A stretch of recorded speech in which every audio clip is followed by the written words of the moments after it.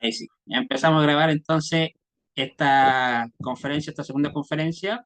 La primera está disponible en nuestro canal de YouTube, que es Jaburet Sánchez Chile. Y esta segunda estamos transmitiendo en vivo directamente por Facebook en mi perfil de Facebook. Y también la vamos a grabar para poder subirla al canal de YouTube, ¿ya? Porque no la voy a dejar en Facebook por algunos motivos personales que lo vamos a transmitir en vivo, pero después lo vamos a borrar, pero ustedes lo van a poder acceder a aquellos que lo vean en diferido en YouTube. ¿Ya? Bueno, la temática es las fases de nuestra emuná, ¿cierto? De nuestra fidelidad, de nuestra perseverancia, lo que comúnmente conocemos como fe, para lograr la unidad en Mashiach o en el Mashiach, en el Mesías, ¿ya? ¿Y por qué es importante esta temática? Porque la idea de nosotros, ¿cierto? Como Unión de Comunidades de Yeshua, es unificar, ¿cierto? Los diferentes movimientos que reconocen la mesianidad de Yeshua.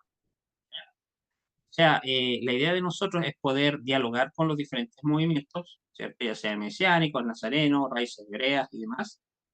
Dialogar nuestras diferencias, las cosas que nos unen, sobre todo promocionar, ¿cierto? Por decirlo de esta manera, proclamar las cosas que nos unen, dialogar nuestras diferencias en forma interna también a la luz de la escritura y una vez llegado dialogando nuestras diferencias, poder llegar a alguna conclusión y enseñarlas y exponerlas, ¿ya?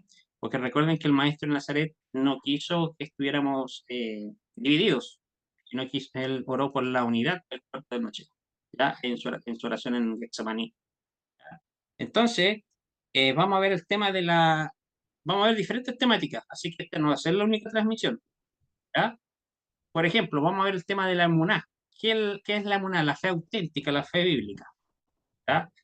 Vamos a ver el tema de la tevilá, las inmersiones en las aguas, en el nombre, o sea, en la autoridad de Yeshua o Jesús el Mesías, ¿ya? Vamos a ver el tema también de eh, el tema de la Tejiat Hametim, lo que se conoce comúnmente como la resurrección de los muertos, y también la otra temática es el fundamento de los apóstoles o los emisarios del Mesías y profetas y la piedra angular, Yeshua el Mesías. Así que hoy vamos a ver el tema de la emuná. ¿Qué es la emuná? La fe bíblica. ¿Ya? Estoy usando esos términos para que se me puedan entender. ¿Ya? Y me gustaría saber, nuestro amigo Emerson, ¿qué entiende por emuná? Me gustaría comenzar con él, para yo luego dar mi opinión al respecto, ¿cierto? En base a lo que dice las escrituras también. Y me gustaría saber su opinión, Emerson. ¿Qué entiende usted por emuná? ¿Ah? Adelante. Bueno, ya ahora cómo se escucha. ¿Perdón? ¿Escucha? Se te ha cortado. ¿Se escucha corto? A ver, debe ser tu internet, quizás.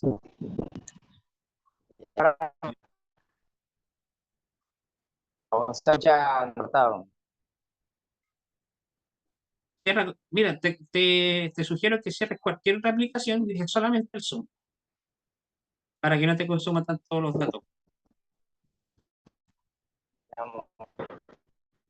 O a ver, o lo que podría hacer también es tu cámara, apágala y deja solamente el audio, para que no te consuma tanto tu dato. Vamos a apagar la cámara para ver. Sí, mejor ahí. Eso. Ahora, habla, ¿Sí se escucha? y se escucha, Está bien. pero dejaste la cámara encendida. La voy a apagar. Eso, déjala ahí apagadita y solamente deja el audio, ¿ya? Ok, Y comenta. ok. ¿Y ahora cómo se escucha? Mejor, mejor. Adelante. Ok, ok. More, una vez más, gracias por invitarme aquí a participar de esta conferencia, Unión de Comunidades de Yeshua. Y bueno, como el primer tema a tratar es la emuná, lo que acá en Occidente se translitera como fe. Emuná es confianza, ¿verdad? E inclusive quiero leer aquí en la Brit Hadashah, en el Nuevo Pacto, la carta que se le escribió a las comunidades allá en Roma, del capítulo 4, dice, verso 1, voy a ubicarme en Romanos capítulo 4, versículo 1, donde dice, entonces, ¿qué debiéramos decir? ¿Que obtuvo Abraham nuestro antepasado por medio de sus propios esfuerzos?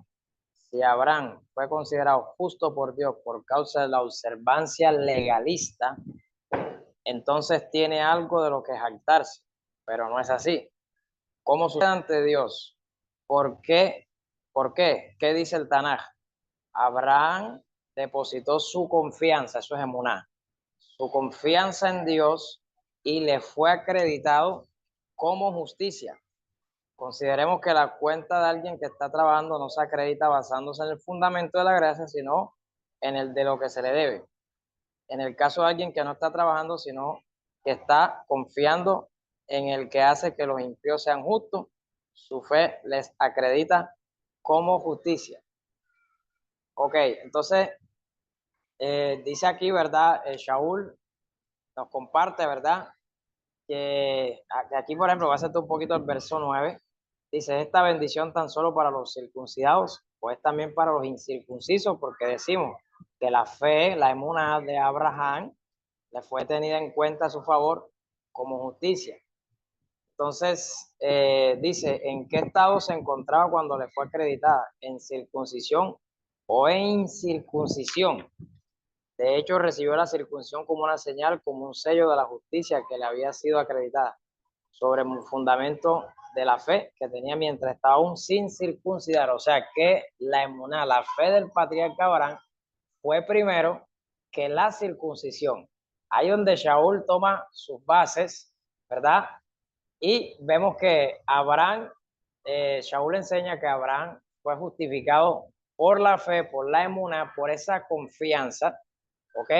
Fue justificado Abraham. Dice que abandonó su tierra, su parentela, y confió en la palabra divina que había recibido de parte del Eterno. Eso es emuná, eso es confianza.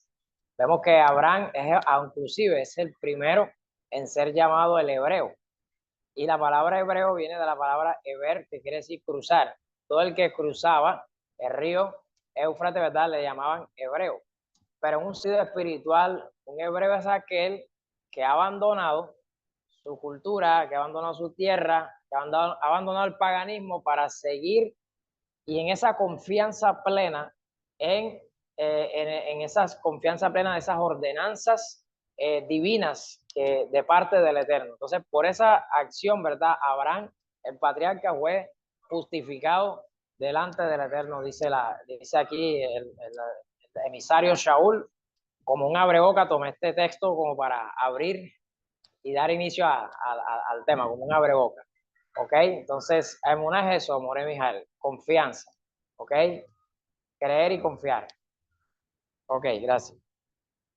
Excelente, gracias por tu comentario.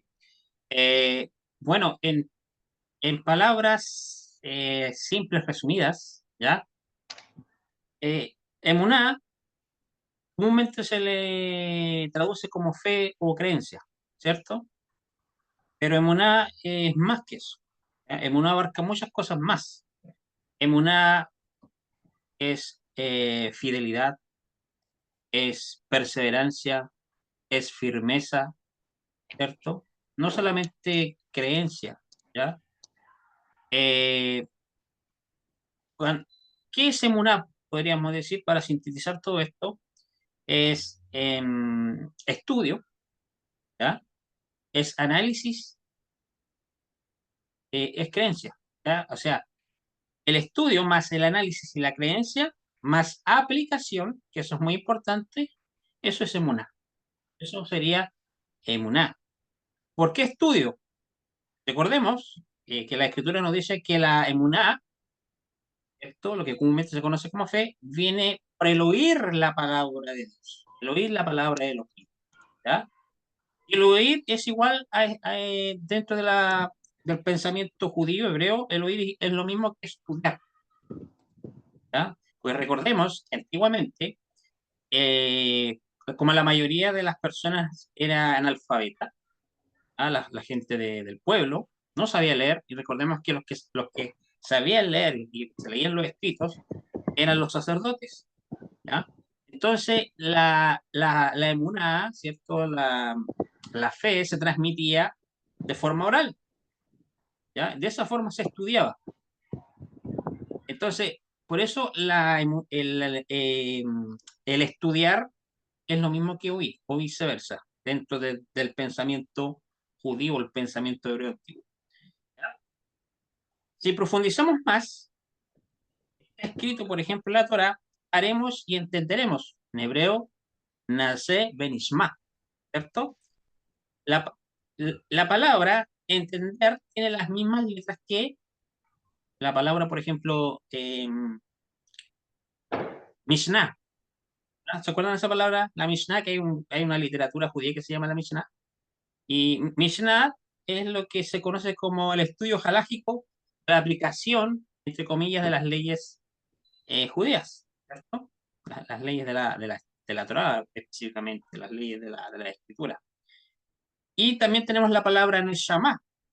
¿Ya? La Neshama, recordemos que es lo que se conoce como el alma superior del ser humano, esa parte del ser humano que viene de Hashem, que viene desde los cielos, y nos ayuda a corregir el Nefesh. ¿Ya? O sea, en otras palabras, la Neshama es la que está dispuesta siempre a hacer la voluntad del Eterno, y esta corrige al Nefesh. ¿Qué es lo que es el Nefesh? El Nefesh también se traduce como el alma, pero vendría siendo como el alma inferior. O sea, el alma, esa parte, esa alma que está relacionada con los aspectos psicofísicos del cuerpo, ¿ya? O sea, la mente, lo físico, los apetitos, está relacionado con el nefesh, la garganta está relacionado con el nefesh, los deseos del ser humano están relacionados con el nefesh. Entonces, la neshama, que es esa parte trascendental del ser humano que viene de Dios, ¿cierto? Recordemos que el texto hebreo nos dice que sopló en su nariz aliento de vida, y el hombre fue un nefesh hayah, un alma viviente. Esa palabra aliento de vida es Nishmat Haim, de la misma, que deriva de la misma, o mejor dicho, de esa palabra deriva la palabra Neshama, ¿ya? Y la Neshama corrige al Nefesh para que haya un equilibrio en nuestras vidas, ¿ya? Entonces, nosotros, para adquirir una emuná bíblica, ¿ya? Se necesita el estudio. Recordemos a los judíos de Berea, ¿se acuerdan? Que ellos estudiaron para eh, verificar si realmente Yeshua era el Mesías, ¿verdad? Estudiaron, analizaron la escritura para confirmar eso. ¿Ya? O sea, hay un estudio, hay un análisis, porque ellos no solamente tenían una creencia, ¿ya? Entiéndase creencia desde la perspectiva judía o perspectiva hebrea, o sea, no es solamente creer, ¿ya? Entonces, comprendiendo eso, no solamente se basa en una creencia, sino en una aplicación. Por eso es que, por ejemplo, Jacob Ben Zaddiel, que se le llama Jacobo, mal llamado Santiago, dice que la emuná sin obras es muerte en sí misma. O sea, la emuná tiene que tener obras, ¿ya? Las obras son el resultado de la emuná, la fe auténtica, la fe bíblica, ¿ya? Entonces ahí vamos viendo más o menos qué es lo que es emuná, ¿ya? Y por qué emuná también lo podemos traducir como fidelidad, como perseverancia, como firmeza, ¿ya? Ejemplo, tenemos en las palabras del maestro de Nazaret, ¿cierto? Dice que el que no tiene emuná, firmeza como un grano de mostaza, ¿cierto? O sea, el que tiene emuná como un grano de mostaza puede decir a una montaña que se corra de un lado para otro, haciendo esa especie de alegoría, enseñanza que hace el maestro de Nazaret, ¿ya? Entonces, Eso es emuná, ¿ya? Y la emuná es muy importante en la vida de la persona, es cierto, que dice creer en Dios, que dice estudiar las escrituras. O sea, no solamente debemos tener una teoría de lo que estudiamos en la escritura, sino tiene que haber una práctica, ¿ya? Así que no sé si quieres decir algo más, Emerson, como para seguir acotando. Sí, claro, More, fíjese que lo importante que es esa palabra emuná que se traduce acá fe, todo lo que significa es más allá, ¿verdad? Como decía usted, simplemente de creer y ya, no, es más todavía, es algo más allá, ¿verdad? Que es esa perseverancia, esa fidelidad. Y, por ejemplo, como me gustó lo que dijo del Shaliach, Jacob, cuando dice que la fe sin obra está muerta. Claro, la fe tiene que ser personificada, ¿verdad? ¿A través de qué? De las obras. Entonces, sí, cualquiera puede decir, yo tengo fe, como dice el mismo Jacob, pero dice, pero ¿dónde están tus obras? Entonces, eso sería una fe muerta. Entonces, aquí podemos ver que Abraham creyó, pero Abraham caminó, perseveró, por eso es que Muna es más allá que simplemente creer. O sea, Abraham caminó, no solamente ya, yo creo y listo, no, sino que caminó en esa fidelidad. Por eso es que Reshit 25:6, el Eterno resalta a Abraham y dice, por cuanto mi siervo Abraham guardó mis preceptos, mis estatutos, mis mandamientos y mis leyes. El Eterno resaltó, mire que la emunada de Abraham, ¿verdad? Esa perseverancia lo llevó a esa fidelidad a guardar Torah, cosa que pronto muchos dicen, la Torah comenzó con Moisés, pero vemos que estamos en Abraham y ya Abraham guardaba mandamientos y supuestamente los mandamientos comienzan con Moshe. Entonces vemos que, por eso es que Shaul, voy a la carta de Shaul de los romanos, Shaul viene y resalta que eso es lo que realmente justifica a Abraham. Y dice que fue justificado antes de la circuncisión. E inclusive me gusta algo que dice aquí, que sigo leyendo, compartiéndoles este tema, ¿verdad? Dice aquí que, dice, esto sucedió de manera que pudiera ser el padre de toda persona que no estuviese circuncidada, que tuviese fe y de ese modo le fuese acreditada. Al mismo tiempo fue el padre de cada una de las personas circuncidadas, que no solo se han hecho la brimilaj, sino que además siguen los pasos de la fe de Abraham Abinú y siguió cuando estaba aún sin circuncidar. O sea que Abraham es el padre, esa fe lo llevó a convertirse tanto del padre de los no circuncidados como de los sí que están circuncidados. Entonces ahí vemos el ejemplo, ¿verdad?, del patriarca, de papá Abraham, a dónde lo llevó esa emuná, esa fidelidad, esa perseverancia que es conocido hoy en día. Acá en Occidente se le llama el padre de la fe. Entonces, claro, pero esa fe personificada. El padre de la fe hoy en día porque él tuvo que personificar, tuvo que materializar esa fe y es una fe ya que se hace genuina, ¿ok? No es una fe, digamos, una fe pasajera, una fe fluctuante, no, una fe genuina, una fe ahí firme, una fe bíblica, digámoslo así, utilicemos este término, una fe basada realmente viendo al invisible, More Miguel. Gracias. Sí es, estimado, exactamente como tú lo dices, ¿ya? Em, Me gustaría, un poquitito vamos a sacar la imagen de acá que teníamos de la conferencia. Hay un pasaje muy interesante que podemos ver en una de las palabras de Saúl, Mitarsis, Pablo de Tarso. Si no me equivoco, está en la carta a la comunidad en Corintios, ¿ah? Cuando dice, el justo por la emuná ha de ser, ¿ya? En otras palabras, aquí lo que nos transmite Shaul Mitarsis, Pablo de Tarso, nos está transmitiendo el verdadero significado, ¿ya?, de la existencia de un sádico, un justo. ya que al alcanzar ese nivel en el cual la persona se hace meritorio de recibirlo, no consiste mediante un título, ¿ya? Tampoco consiste mediante un nombramiento, una adquisición eh, egocentrista, ¿ya? Sino son las acciones las que darán, ¿cierto?, el merecido nombre de Sadik, ¿ya? La emuná no es sentir, ¿ya? Eso hay que dejarlo claro. La emuná no es sentir, no es hablar, sino accionar, como decía Emerson, ¿ya?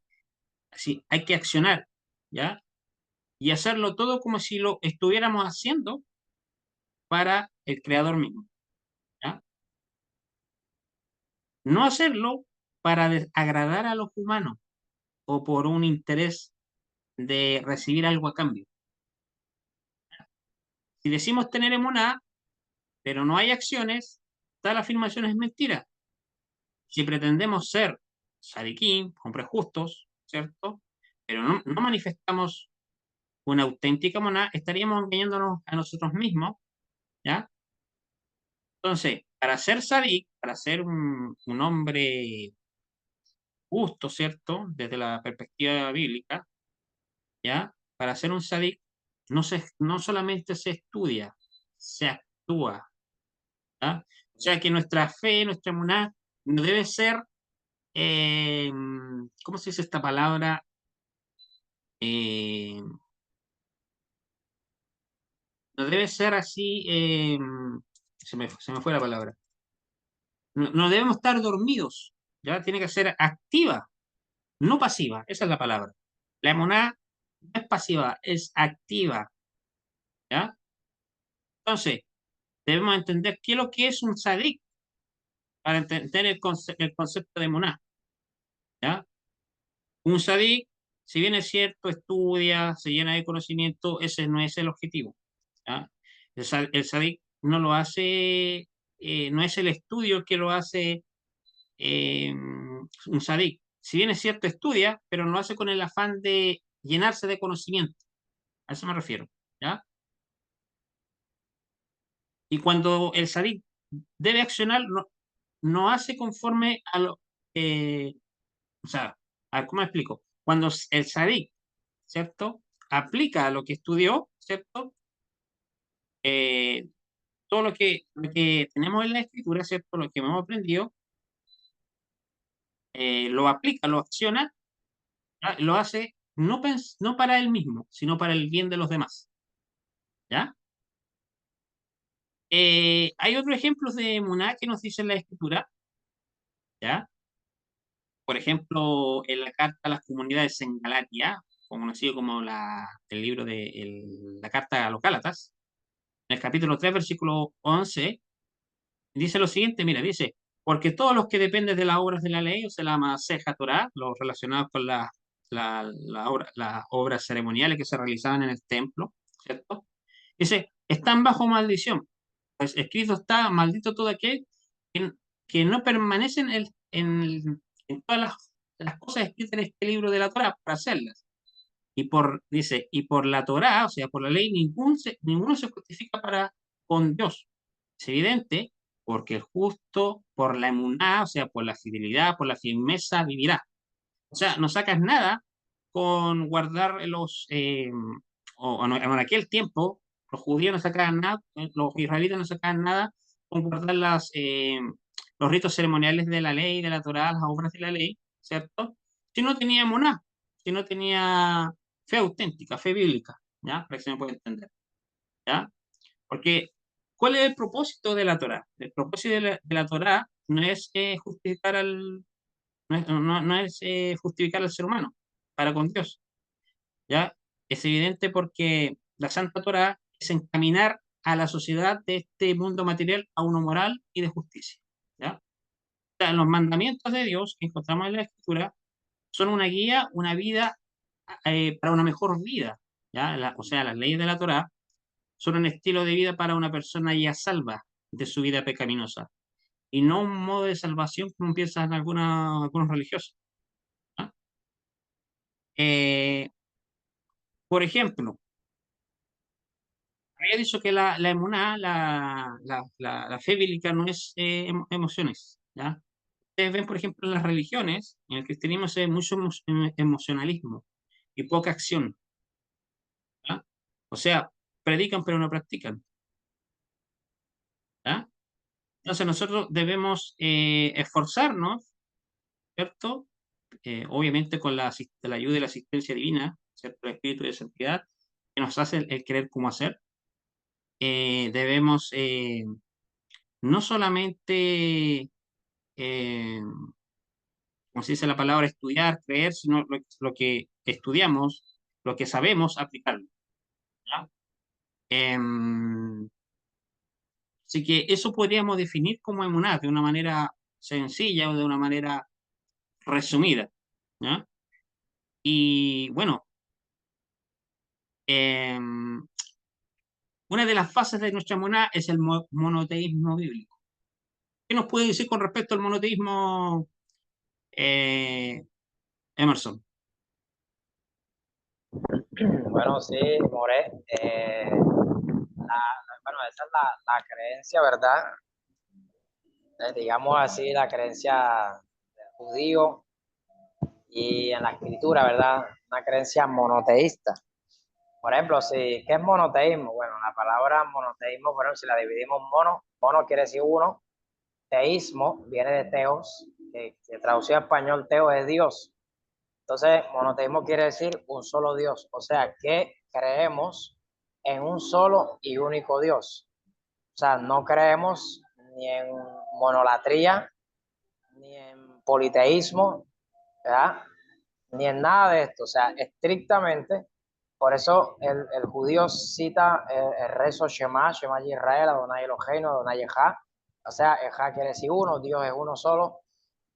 Y vemos que Rabí Joshua y el judío que realmente es fiel a la Torah, nunca hablan de una trinidad ni nada de eso, ¿verdad? Sino una creencia estrictamente de un solo y único Dios. Entonces, el monoteísmo es eso, o sea, que yo creo que hay un solo y único Dios verdadero, no hay otro fuera de él, aunque el mismo Hashem lo dice, que fuera de mí no hay quien salve, fuera de mí no hay otro Dios. Isaías 43 días, él dice que antes de él no hubo otro Dios, ni después de él habrá otro Dios. Entonces, quiere decir que el eterno es uno solo, es uno y único. Entonces, monoteísmo es eso, More Mijael, o sea, un solo Dios. Entonces, es la creencia estricta que creemos que hay un solo y único Dios verdadero. Entonces, en una forma resumida, ¿verdad? Monoteísmo es eso, ¿ok? Adelante, More. Ahí puse de nuevo la flyer, ya para que no se vea tan vacío la grabación. Y bueno, como tú decías, el monetismo ya es la firmeza, ¿cierto? La seguridad, ¿cierto? De que hay un solo creador, un solo Dios, ¿ya? Hay muchas religiones que, por ejemplo, dicen enseñar que Dios es uno, pero lo dividen en tres, ¿ya? Como por ejemplo, como tú decías, la Trinidad, ¿ya? O sea, un solo Dios manifestado en tres personas, ¿ya? Eso no es bíblico. La Trinidad no sale en la Escritura ni como concepto ni como palabra, ¿ya? A veces las personas quieren ver una Trinidad en los primeros versículos de Génesis, cuando dice, hagamos a un humano nuestra imagen como a nuestra semejanza, ¿ya?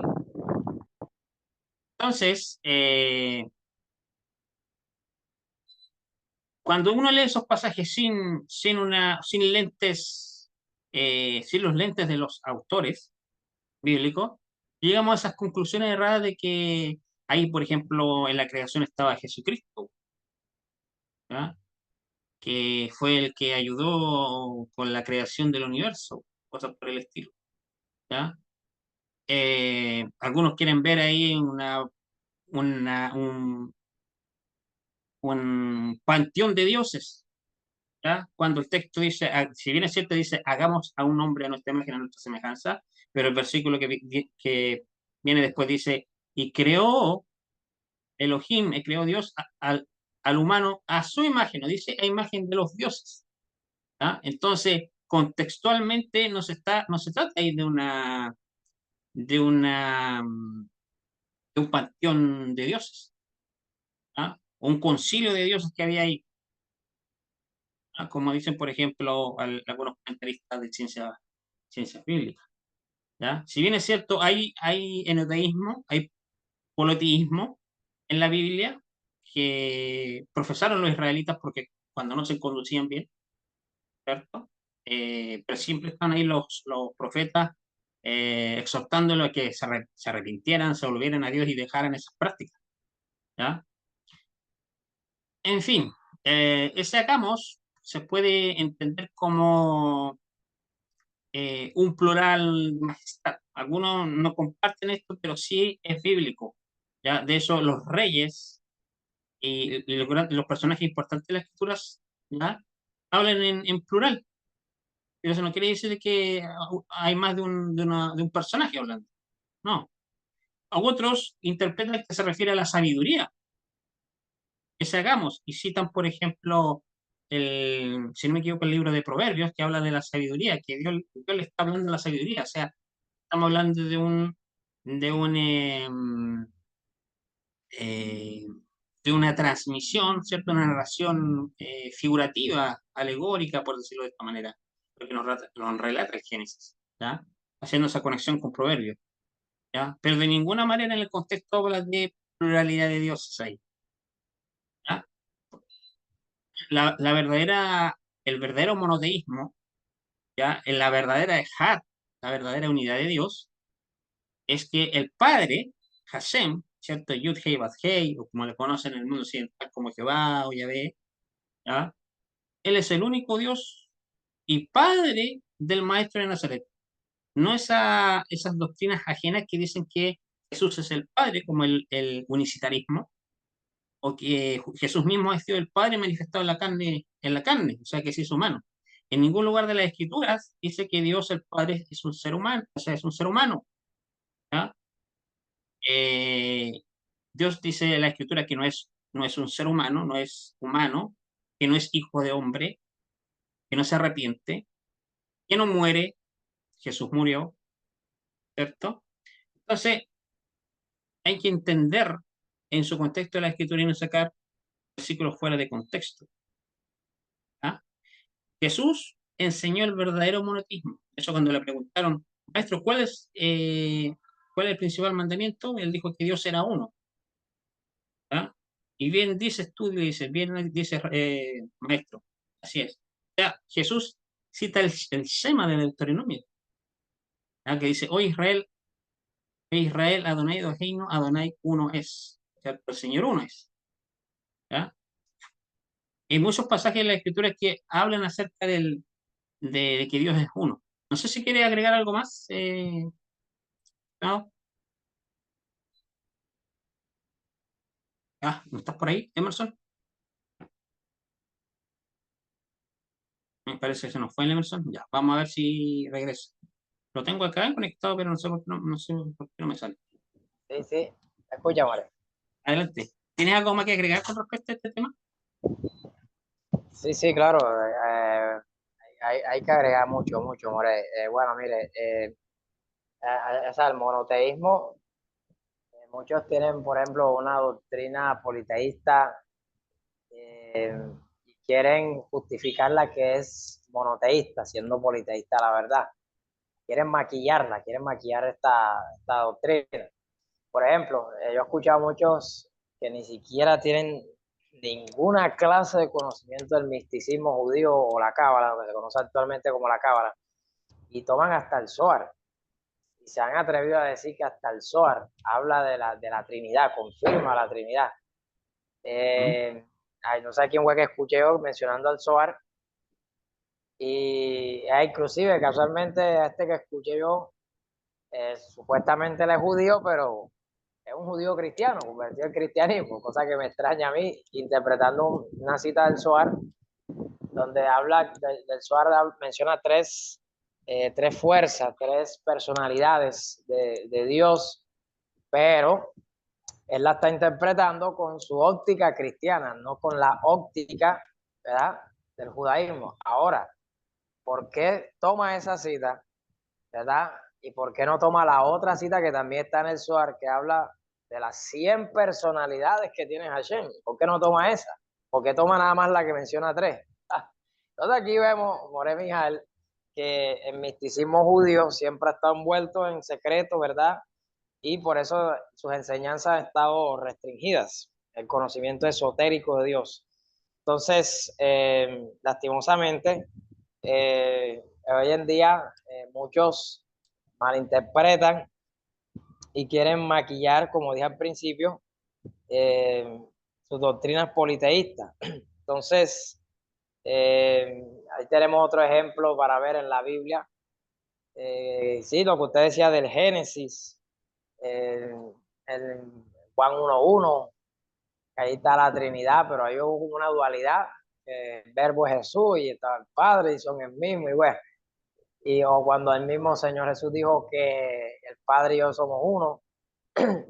Y bueno, y así cogen todos los textos sacados de contexto y hacen todos los meten en una licuadora y de ahí sacan una teología. Eso es lo que veo que hacen acá, hacen una extrapolación, extrapolan texto por aquí, mutilan texto por acá y no tienen claramente lo que realmente es el monoteísmo. Cuando el mismo Rabí Joshua dijo que esta es tu voluntad, Padre, que te conozcan a ti, el único Dios, al único Dios, y a Yeshua quien has enviado. Entonces, inclusive en una ocasión, el mismo Yeshua, los judíos le iban a apedrear, le dijeron, te vamos a apedrear porque tú siendo hombre te haces Dios. Yeshua les aclara a ellos, les dice, yo dije, Dios soy. Si Dios llamó Dios a aquellos, ahora cuanto más que el Padre glorificado.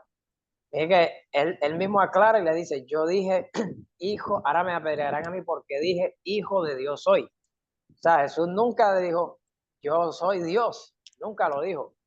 Entonces, acá Occidente no ha tenido claramente lo que es realmente el monoteísmo como tal. No ha tenido claramente decir que Jesús es el mismo Dios, pero es el mismo Padre, es el Hijo al mismo tiempo. Esa es la unicidad. Si es la Trinidad, dice que son dos, pero los dos son uno. Bueno, esto es un sancocho de papa que tienen aquí en todo esto. Entonces, vemos que lo que usted mencionó ahorita, el plural majestático, o sea, la Torah, el Tanaj, maneja diferentes lenguajes, ¿ya? Hay lenguaje antropomórfico, ¿verdad? Nosotros sabemos que antropomorfismo significa literalmente en forma de hombre. Entonces, en pocas palabras, antropomorfismo se denomina la interpretación, ¿verdad? O asignación, digámoslo así, de la forma u otras peculiaridades humanas a lo irracional. O sea, en pocas palabras, el antropomorfismo se utiliza para personificar cualquier ente animado, ¿ya? O sea, darle atribuciones humanas a algo que no es humano. Entonces, sabemos que a Dios se le da atribuciones humanas como la mano, la boca, los ojos. Entonces, vemos que no solamente a Dios, a la sabiduría, que usted ahorita lo mencionó, la sabiduría se le dan atribuciones humanas, la sabiduría no es persona, es abstracto. Se le atribuyen atribuciones humanas. Cuando dice yo, la sabiduría estaba con él en el principio, como si fuera una persona que habla, que ve, que observa, ¿cierto? Eso es antropomorfismo, ¿no? A darle atribuciones humanas, ¿verdad? Personificar, un lenguaje de personificación. Cuando Shaul dice, el Ruach, no contriste el Ruach Hakodes, entonces la Trinidad dice, esa es la tercera persona que hasta se entristece. Entonces, vemos todo eso, o sea, todo eso no tienen claro lo que realmente es el monoteísmo, ¿verdad? Y desconocen los diferentes lenguajes que maneja el Tanaj y que el lenguaje que menos peso tiene en el Tanaj es el literal, es el que menos peso tiene. La Biblia maneja varios lenguajes y que acá Occidente, bueno, todo lo toma literal, así tal cual como está, digamos, el nivel Peshat, sencillo y literal. Pero monoteísmo es eso, estrictamente, o sea, estrictamente uno solo. Yeshua lo confesó, reconoció, citó el Shema y no era influenciado, digámoslo así, por filosofía griega que crean que es más de una deidad. E inclusive no sé en qué ocasión, creo que Pablo y Silas lo confundieron con dioses, dijeron que dioses habían bajado de forma humana. Eso lo creían los griegos. Pero un judío que realmente es fiel a la Torah y que no está influenciado por ninguna filosofía, ningún mito ajeno, un judío helenizado, digámoslo así, sino un judío, un hebreo de hebreo, como se identifica Pablo, un hebreo de hebreo, ¿verdad? Un hebreo de hebreo es el que no está influenciado, digámoslo así, el que no cambia su identidad es hebrea, su mentalidad es hebreo, su creencia es monoteísta, su lengua es el hebreo y que no está influenciado por otra, digamos, otra cultura, otra lengua, digámoslo en ese sentido. Entonces, el monoteísmo es estrictamente eso, un solo y único Dios verdadero, Jorge Miguel. Gracias. Gracias por la palabra. Mira, ya para ir terminando, el término de hat está muy manoseado. ¿Ya? Dicen que es una unidad compuesta, cuando en realidad el hat es uno. ¿Ya? Es simple, la misma escritura lo certifica. ¿Ya? Así es. Bueno, generalmente se define el término de hat como unidad. ¿Ya? Es una declaración contra la idolatría usada ahí en el libro de Deuteronomio 6:4. Cuando dice, escucha Israel, Adonai, nuestro Dios, Adonai uno, Adonai es uno, dice, ¿cierto? Eh, Hay un comentario que yo lo compartí hace tiempo atrás, que dice así, lo voy a leer textualmente para que comprendan lo que quiero decir. Dice, es una expresión de que no existe otro poder en el universo independiente de Elohim, o sea, de Dios. Es una declaración de que todo movimiento, poder, bendiciones, etcétera, viene de Dios, que es la fuente última de todo. Cuando se comenzó a mezclar, por ejemplo, la idolatría con el monoteísmo, al creer en asociaciones, fue necesario aclarar que las palabras de la Torá significaban que no solo Dios era la fuente última de todas las cosas, sino que también era único, indivisible y no tiene socios. Esto expresa en otros versículos de la Torá. Fíjense los versículos bien claros, mira, los voy a leer. Por ejemplo, Éxodo 8:10 dice, no hay nadie como Hashem, nuestro Dios. Deuteronomio 4:35, Hashem, él es Elohim, él es Dios, y no hay otro fuera de él. Eh, Otro pasaje, espérate, el otro pasaje es Deuteronomio 4:39, dice, Hashem es Elohim, Hashem es Dios, arriba en los cielos y abajo en la tierra, no hay otro. Mira ahora, dice Deuteronomio 32:39, mira ahora que yo soy Él, o sea, yo soy Dios, y fuera de mí no hay Elohim, no hay Dios, no hay dioses. Segundo de Samuel 7:22 dice, tú eres grande, oh Hashem Elohim, porque no hay nadie como tú y no hay Elohim fuera de ti. Esa segunda de Samuel 7:22, segunda de Samuel 22:32 dice, porque ¿quién es Elohim además de Hashem? ¿Quién es una roca además de nuestro Elohim? Y Primera de Reyes 8:60 dice, Hashem, no hay nadie como tú, ni hay Elohim fuera de ti. Primera de Crónica 17:20. Porque ¿quién es Hashem ¿quién es Elohim sino Hashem?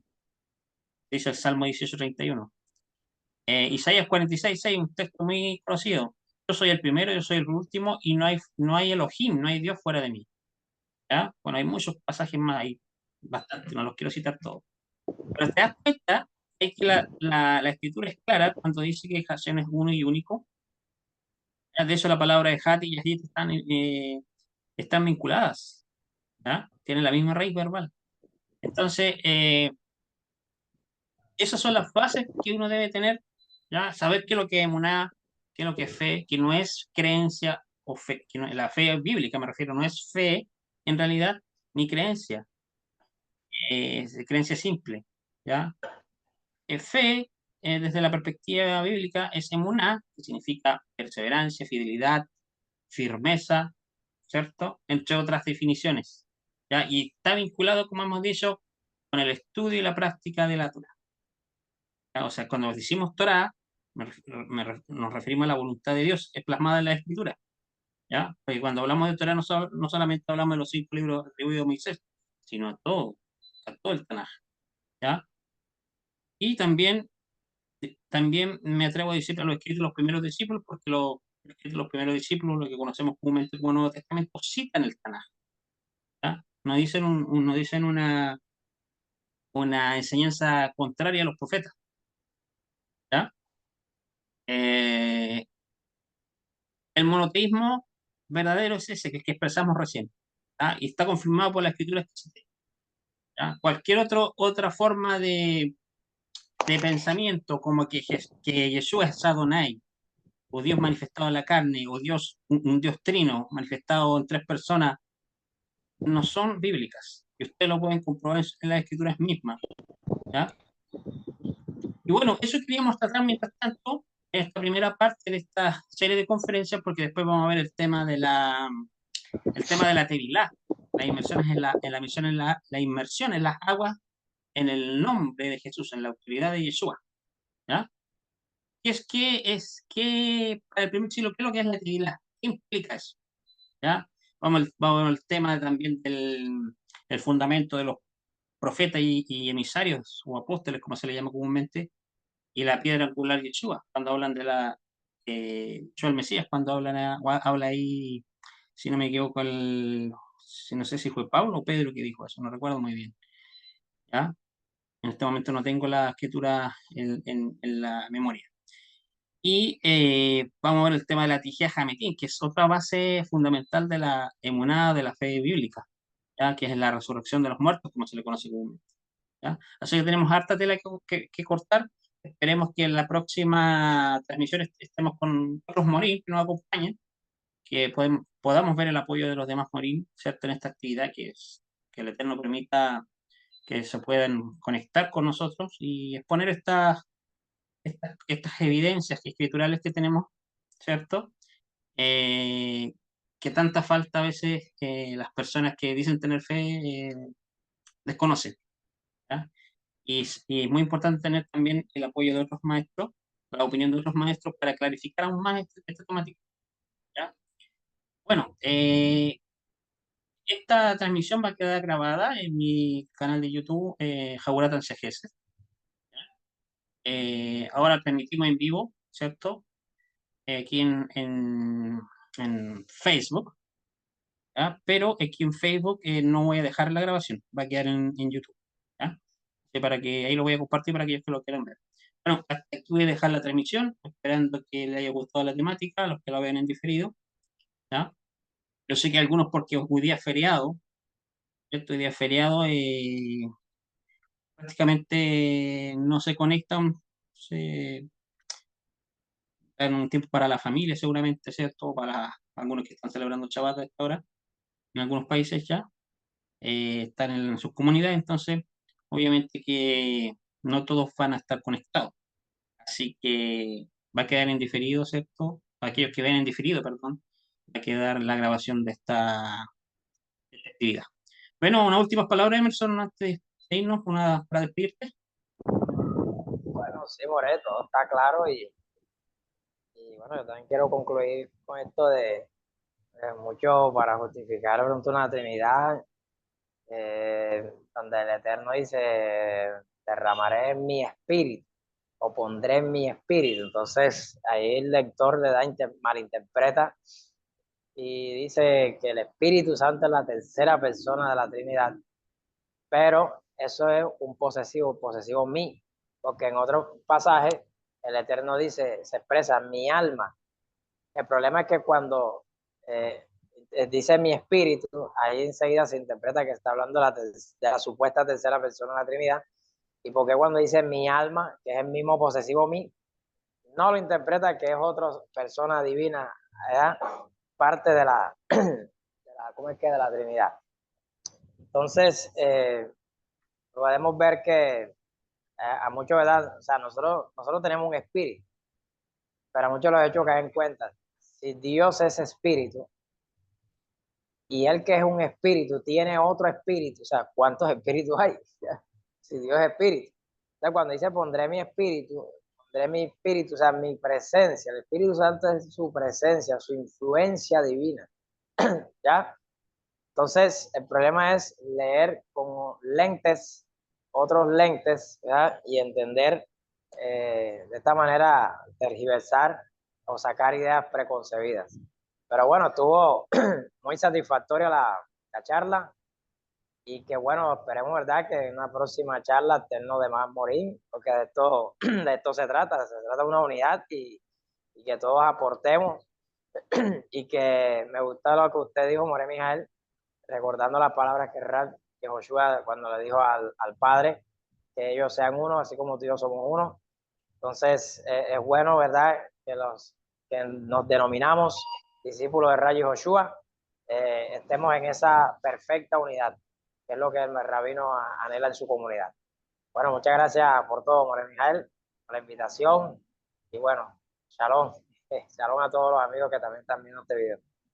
Excelente, gracias por tu tiempo, ¿cierto? Por compartir un ratito con nosotros, ¿cierto? Ahora estoy terminando la transmisión, ¿ya? Así que cualquier cosa ahí nos comunicamos por los grupos de estudios ahí en WhatsApp o Facebook. Ok, Voy a terminar esta actividad, ¿cierto? Deseándole las más ricas bendiciones a todos los que nos apoyan. Bueno, paz y bendiciones. Shalom, shalom.